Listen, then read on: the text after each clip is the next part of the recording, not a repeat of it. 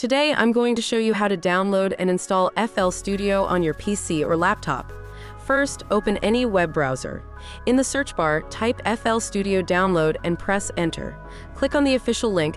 It's from image-line.com. On the download page, you'll see options for Windows and Mac.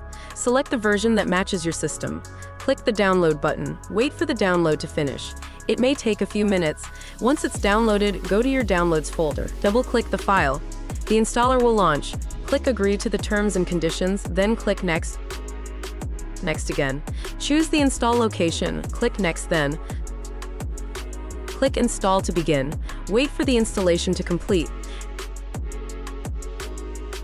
After it finishes, click Finish. Now you'll see the FL Studio icon on your desktop. Double-click the icon to open FL Studio. Follow any on-screen steps and you're good to go. FL Studio also gives you a free trial version, so you can explore most features without buying right away. That's it for this tutorial.